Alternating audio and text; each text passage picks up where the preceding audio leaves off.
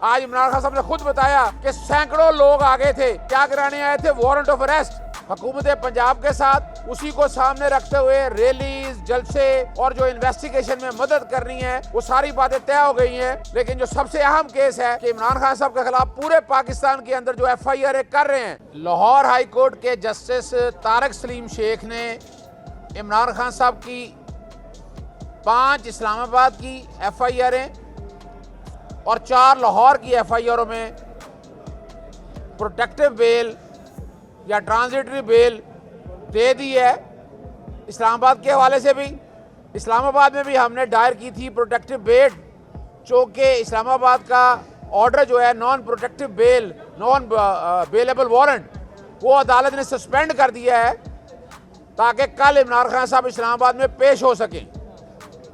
इलावा जी आपको बता दिया था कि एक कंसेंसस हो गया है हुकूमत पंजाब के साथ, उसी को सामने रखते हुए रैलीज, जलसे और जो इन्वेस्टिगेशन में मदद करनी है वो सारी बातें तय हो गई हैं। इन्वेस्टिगेशन में मदद करेंगे इसका मतलब ये नहीं है कि सारी पुलिस उठा के आ जाए। आज इमरान खान साहब ने खुद बताया कि सैकड़ों लोग आगे थे, क्या कराने आए थे, वारंट ऑफ अरेस्ट। और वारंट ऑफ अरेस्ट सर्विस कराने का बड़ा आसान सा तरीका है, तो वो दरखास्त भी अदालत ने निपटा दी है। हमने सबूत लगाए थे कि PTI के वर्करों को तशद्दुद का निशाना बनाया गया और कई लोग जो हैं वो अस्पताल में दाखिल हैं, वो भी रिकॉर्ड पे अदालत ने लगा के वो भी मामला निपटा दिया है। लेकिन जो सबसे अहम केस है कि इमरान खान साहब के खिलाफ पूरे पाकिस्तान के अंदर जो FIR कर रहे हैं, इमरान खान साहब ने कहा है कि 6 और FIR करके सेंचुरी पूरी कर दें। क्रिकेट के अलावा ये भी कमी रह गई थी।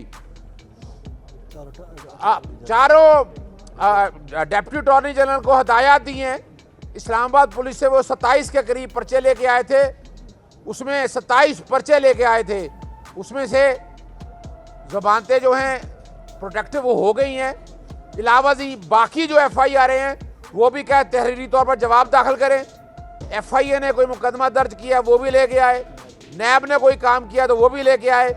इसके अलावा चारों सूबों के IG को भी नोटिस जारी हो गया है कि उन्होंने भी अगर कोई पर्चे दर्ज किए हैं, जैसे कोयटा वगैरह में दर्ज हुए हैं, वो तफसीलात भी अदालत के सामने लाकर रखी जाएं और उसमें कोई कोहर्सिव मेजर नहीं लिया जाएगा।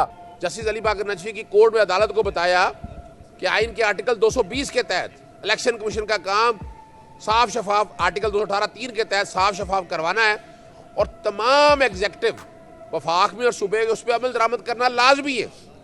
सुप्रीम कोर्ट ने 22 दिसंबर को कहा और इलेक्शन कमीशन के ज़रिए ये टास्क लगाई, मगर यहाँ क्या हो रहा है, यहाँ आइन टूट रहा है और इलेक्शन कमीशन अपने हुक्म पर अमल दरामद करवा नहीं रहा।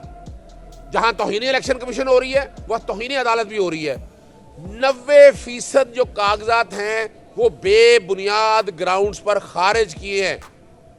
मिसाल इश्तिहारी कोई प्रोविजन नहीं है इश्तिहारी के हवाले से, प्रपोजर और सेकेंडर को वहाँ पहुँचने देना था, उन्हें पहुँचने नहीं दिया गया। अदालत के सामने यही चीजें रखी हैं। ये इलेक्शन कमीशन का काम था, पुलिस का काम नहीं है ये वाला। क्यों रोक रही है उनको? और 90% से ज्यादा जो अपीलें हैं लाहौर हाईकोर्ट एक ऑर्डर के साथ फैसला कर सकती है। आइन के आर्टिकल 187(2) के तहत सुप्रीम कोर्ट के अहकाम पर अमल दरामद कराना हाईकोर्ट की जिम्मेदारी है। हाईकोर्ट को शायद हाईकोर्ट में इतना बोझ डाल दिया गया है इलेक्शन अपीलों का, जरूरत ही कोई नहीं है। 62 और 63 के 6 प्रिंसिपल हैं। एक दोहरी शहरियत, बड़ी वाज़ेह तौर पर सजा याफ्ता, अगर आप टैक्स डिफॉल्टर है, लोन डिफॉल्टर है या स्टेट डिफॉल्टर है, ये वो चंद चीजें हैं जिसकी बुनियाद पर आप नाअहल कर सकते हैं। ये वो लोग हैं जो इलेक्शन नहीं लड़ सकते। लेकिन रिटर्निंग ऑफिसर का अब कोई बुनियाद नहीं है। किसी एक अफसर ने लिख दिया कि जनाब आज से ताज़ा तरीन बिल देना है, उस बुनियाद के ऊपर जनाब ये इश्तिहारी है। और सबसे मजेदार जो बात है कि बड़ी कमाल की बात है, प्रपोजल और सेकेंडर को नहीं पहुंचा जा सकता। अदालत से आज गुजारिश यही की है कि अदालत ने रिमार्क्स थे कि ये मामला सुप्रीम कोर्ट में जाना चाहिए। हमने कहा सुप्रीम कोर्ट जाने की जरूरत नहीं है। आर्टिकल 187(2) इस हाई कोर्ट को इख्तियार देता है। अब जिम्मेदारी इन हाई कोर्ट के ऊपर है। आर्टिकल 17 और बुनियादी हकूक के तहफ़्फ़ुज़ के लिए अदालत यानी मियां असलम इकबाल में क्या हुआ कि प्रपोजल और सेकेंडर को अदालत ने हुक्म भी जारी किया, मगर उसके बावजूद भी कंप्लेंट अगर फाइल करनी है, कोई इस्तगासा करना है, तो ये हाई कोर्ट का इख्तियार है कि हाई कोर्ट इस सारे मामले को टेकअप करे और मुनासिब ऑर्डर जारी करे। साफ शफाफ इलेक्शन करवाना जहां इलेक्शन कमीशन की जिम्मेदारी है, वहां अदालतों की ड्यूटी है। नजफी के पास आइन के आर्टिकल 62 और 63 पर अमल दरामद की आइनी दरख्वास्त की समाअत हुई। मुनीर अहमद चूँकि उम्रे पर गए हुए हैं, शबीर अहमद एडवोकेट की तरफ से दरख्वास्त दायर की, उसमें फ़रीक बनाने की दरख्वास्त अदालत ने आज इजाज़त दे दी है। 62 और 63 जो इंडियन सुप्रीम कोर्ट के मुताबिक है कि जो फौजदारी प्रोसीडिंग हैं, जो फौजदारी पर्चे हैं, वो सारे का सारा डाटा वेबसाइट पे अवेलेबल है। पाकिस्तान के अंदर कोई गुंजाइश नहीं है ऐसी कि अगर इश्तिहारी है तो उसके कागजात नामजदगी मुस्तरद कर दे, अगर किसी पे गद्दारी का इल्ज़ाम है तो उसके कागजात नामजदगी मुस्तरद कर दे, अगर प्रपोजर और सेकेंडर को रोका गया है तो सिर्फ इस बुनियाद पर कागजात नामजदगी मुस्तरद कर दे कि वो पहुंचा नहीं है। जजमेंटें बड़ी वाज़ेह तौर पर आगे हुई हैं। निगरान हुकूमत की तरफ से एतराज़ उठाया गया, अदालत ने फ़रीक बनाने की दरख्वास्त दे दी है और ये कहा गया है कि इलेक्शन कमीशन की तरफ से जवाब आए कि उन्होंने 62 और 63 पर अमल दरामद के लिए अब तक क्या किया है, क्या कोई वेबसाइट पर डाटा अवेलेबल है, क्या हर चीज़ वेबसाइट पे अवेलेबल है। सिर्फ चंद चीज़ें हैं जो डाटा जो अवेलेबल नहीं होनी चाहिए, जो दोहरी शहरियत, सज़ा याफ्ता या टैक्स डिफ़ॉल्टर वगैरह, उसके अलावा बाकी किसी चीज़ की ज़रूरत नहीं है।